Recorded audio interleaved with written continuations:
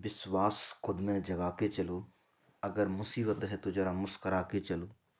आंधियों को पैरों तले दबा के रखना। मंजिल की ये औकात नहीं है तुमसे दूर जाने की। बस विश्वास इस तरह खुद में जगा के चलना।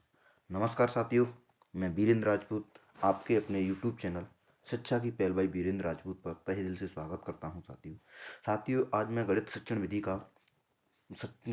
विधि का टेस्ट नंबर 2 लेकर आया हूँ साथियों। इसमें जितने भी प्रश्न हैं साथियों एग्जाम पैटर्न पर हैं, कुछ प्रीवियस प्रश्न हैं, कुछ नए प्रश्न हैं। साथियों यह प्रश्न प्रत्येक टेट एग्जाम के लिए, चाहे वो रीट हो, सी टेट हो, एम पी टेट हो, यूपी टेट हो, कोई भी टेट हो, और उस शिक्षक भर्ती के लिए जिसमें कि शिक्षण विधियाँ पूछी जाती हैं साथियों। स्पेशलतः रीट और एम पी टेट के लिए जो वर्तमान में परीक्षाएं आयोजित होने वाली हैं साथियों।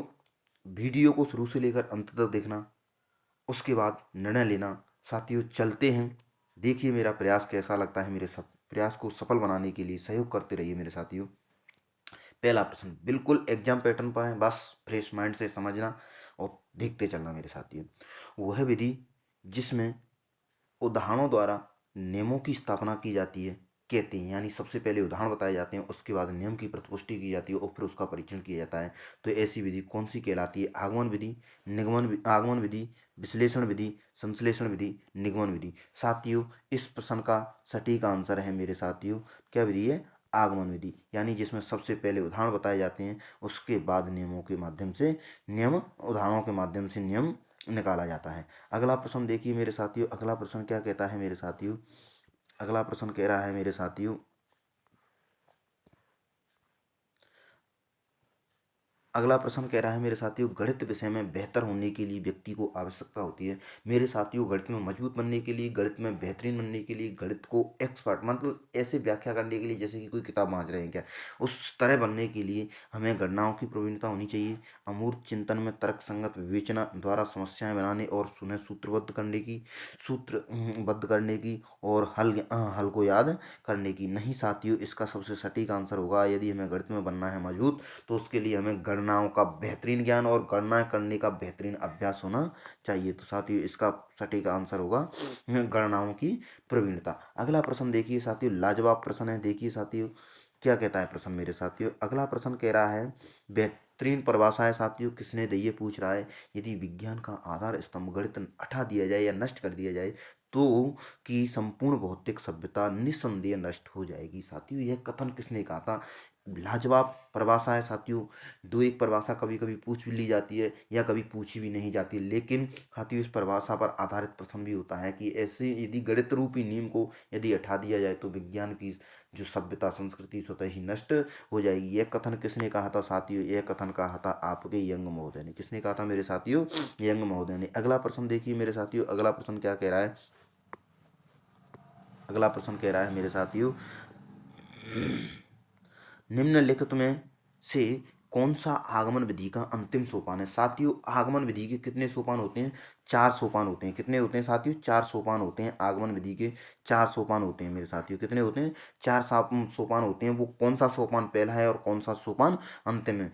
विशिष्ट उदाहरण प्रस्तुत करना। सबसे पहले उदाहरणों की प्रतिपुष्टि तो ये उदाहरण प्रस्तुत किए जाते हैं। ये तो पहला पहला है, यानी पहला नियम है मेरे साथियों, पहला सोपान है।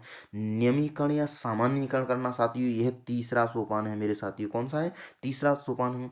परीक्षण एवं सत्यापन करना ये साथियों चौथा सोपान है। कौन सा सोपान है? सॉरी, नियमीकरण पहला, और ये कौन सा है मेरे साथियों? चौथा है। कौन सा है? चौथा है मेरे साथियों। और निरीक्षण करना ये साथियों कौन सा है? दूसरा होता है। कौन सा साथियों कौन सा है? दूसरा है। और इसमें पूछा है अंतिम सोपान कौन सा है, तो इसका आंसर है मेरे साथियों परीक्षण एवं सत्यापन करना। ऑप्शन नंबर 3 है मेरे साथियों। 4 सोपान होते हैं, पहला उदाहरण प्रस्तुत किए जाते हैं, उसके बाद निरीक्षण किया जाता है, उसके बाद नियम निकाला जाता है और फिर उस नियम का परीक्षण और सत्यापन किया जाता है। अगला प्रश्न देखिए साथियों, लाजवाब प्रश्न है, ध्यान से देखना और समझ लेना मेरे साथियों। अगला प्रश्न क्या कहता है मेरे साथियों, गणित विज्ञान की रानी है, यह परिभाषा किसने दी थी? किसने गणित को विज्ञान की रानी कहा है, यानी गणित की उपाधि किससे एक रानी से तुलना कर दी है, वह कौन सा मनोविज्ञान था? बेल था, कांट था, गॉस था, बेकन था। साथियों किसने कहा था? एक किसने कहा था मेरे साथियों? गॉस ने कहा था। किसने कहा था मेरे साथियों? गॉस ने कहा था कि गणित है वो विज्ञान की रानी है मेरे साथियों। किसने कहा था? गॉस ने कहा था। अगला प्रश्न देखिए मेरे साथियों, लाजवाब प्रश्न है मेरे साथियों, ध्यान से समझना, बस बेहतरीन प्रश्न है। एक मतलब संख्या पद्धति पर भी कहा जाए तो भी बेहतरीन प्रश्न है, और यदि शिक्षण विधियों के माध्यम से कहा जाए तो भी बेहतरीन प्रश्न है। निम्न में से कौन सा कथन पूर्णांक संख्याओं की क्रमबद्धता के बारे में असत्य है? क्रमबद्धता का मतलब होता है जैसे मैंने 2 और 3 जोड़े तो 5 हो गए, और 3 और 2 जोड़े फिर भी क्या हो गए मेरे? 5 हो गए। तो क्रमबद्धता का मतलब है इधर उधर करने पर कोई भी अंतर ना आना। पूर्णांक संख्याओं के योग क्रमबद्ध, हाँ साथियों, कोई भी दो पूर्णांक संख्याओं का योग करने पर, चाहे इस तरफ दाएं का बाएं और बाएं का दाएं, दो संख्याओं को लेने पर अदल बदलने पर उसका जो योग या जो भी कुछ आएगा, हमेशा जो जिसकी संक्रिया करने पर जो उत्तर प्राप्त होगा हमेशा समान प्राप्त होगा। पूर्णांक संख्या व्यवकलन के लिए क्रम में नहीं साथियों, पूर्णांक संख्या व्यवकलन के लिए नहीं होती है मेरे साथियों। यह पूर्णांक संख्या गुणन के क्रम में, हाँ साथियों, गुणन के लिए क्रम में है, और पूर्णांक संख्या भाग के लिए क्रम में नहीं है। हाँ साथियों, पूर्णांक संख्या भाग के लिए नहीं होती है। तो क्रम बनवे का नियम एक तो योग में लगता है, एक आपका गुणा में लगता है, लेकिन घटाव और भाग में नहीं लगता है। तो ये स्वतः ही कह रहा है कि नहीं है। तो इसका सटीक आंसर है मेरे साथियों, क्या है मेरे साथियों? सटीक आंसर पूर्णांक संख्या व्यवकलन के लिए क्रम में नहीं है। अगला प्रश्न देखिए मेरे साथियों, लाजवाब प्रश्न देखने को मिलेगा आपको मेरे साथियों, लाजवाब प्रश्न देखने को मिलेगा मेरे साथियों। क्या कह रहा है प्रश्न? अध्ययन कार्य, क्या कह रहा है? अध्ययन कार्य के दौरान शिक्षक छात्रों से कल्पनाशील सवाल पूछता है, इससे किस कौशल के विकास का उद्देश्य छुपा होता है? मतलब ऐसा शिक्षक जो पढ़ाते समय ऐसे प्रश्न पूछ रहा है जिसमें बच्चा सोच सके, समझ सके, कल्पना कर सके, तो ऐसा सामाजिक कौशल कहलाता है, भाषा कौशल कहलाता है, संचार कौशल कहलाता है, चिंतन कौशल कहलाता है। तो साथियों इसका आंसर होगा चिंतन कौशल। जब बच्चे को सोचने के लिए प्रेरित करता है, कल्पना करने के लिए प्रेरित करता है, तो कौन सा कौशल होगा मेरे साथियों? चिंतन कौशल होगा। अगला प्रश्न देखिए मेरे साथियों, अगला प्रश्न क्या कह रहा है मेरे साथियों? अगला प्रश्न कह रहा है मेरे साथियों, अगला प्रश्न है मेरे साथियों, देखो बेहतरीन प्रश्न है साथियों, लाजवाब प्रश्न है, बस ध्यान से रखना, समझ लेना। क्वेश्चन पूछा हुआ है और पूछा भी जा सकता है। आदत निर्माण संबंधित है। आदत जो हमें, जैसे हमें किसी कार्य की आदत पड़ जाती है, हमें सुबह सुबह कुल्ला करते हैं, हम सुबह सुबह जल्दी उठते हैं, तो ये क्या है? हमारी आदत में, दैनिक जीवन, दैनिक दिनचर्या में हमारे में आ जाता है। तो ज्ञानात्मक पक्ष के शिक्षण उद्देश्य से संबंधित है? नहीं साथियों। भावात्मक पक्ष के शिक्षण उद्देश्य से संबंधित है? क्रियात्मक पक्ष के शिक्षण उद्देश्य से संबंधित है? संवेगात्मक पक्ष के उद्देश्य शिक्षण उद्देश्य से संबंधित नहीं साथियों, यह है क्रियात्मक पक्ष के उद्देश्य शिक्षण से संबंधित है। क्रियात्मक पक्ष के उद्देश्य शिक्षण से संबंधित है। कैसे होता है? जैसे हम कोई कार्य कर रहे हैं, बार बार किसी कार्य को करने पर हम उसमें प्रतिक्रिया कर रहे हैं, और वह किसी दिन हमारी एक आदत बन जाता है। क्या बन जाता है? हमारे स्वभाव में आकर एक आदत बन जाता है। तो इसका सटीक आंसर क्या होगा मेरे साथियों? क्रियात्मक पक्ष के उद्देश्य से संबंधित है। अगला प्रश्न देखिए मेरे साथियों, लाजवाब प्रश्न है, देखने लायक प्रश्न है मेरे साथियों। देखिए मेरे साथ, गणित की भाषा एवं प्रकृति अन्य विषयों की अपेक्षा कैसी होती है? मतलब जो गणित विषय है अन्य विषयों से तुलना करने पर कैसा होता है?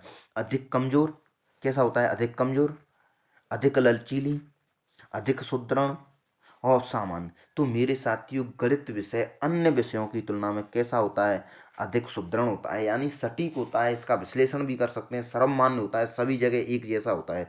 अगला प्रश्न देखिए मेरे साथियों, लाजवाब प्रश्न था। अगला प्रश्न क्या कह रहा है मेरे साथियों? अगला प्रश्न कह रहा है,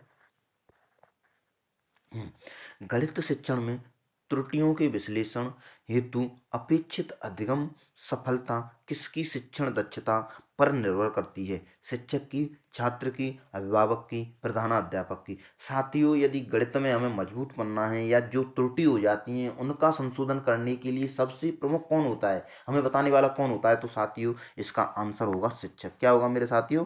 शिक्षक होगा। साथियों यदि मेरा प्रयास अच्छा लगे, वीडियो को आपने शुरू से लेकर अंत तक देखेंगे, और देखना भी चाहिए मेरे साथियों। मैं आपसे बस यही मेरी गुजारिश है, यदि मेरा प्रयास अच्छा लगे तो चैनल को अधिक से अधिक लाइक, शेयर और कमेंट लिख लिखकर मुझे प्रेरित किया करो साथियों, जिससे कि मैं और अधिक से अधिक बेहतर करने का प्रयास कर सकूं। और हाँ, यदि इस चैनल पर नए हैं तो चैनल को सब्सक्राइब करके ऑल बेल आइकन को ऑन कर लेना, जिससे कि जो भी मैं वीडियो अपलोड करूं उसका तुरंत आपको नोटिफिकेशन मिल सके। मिलते हैं जब अगले वीडियो में। धन्यवाद। थैंक्स।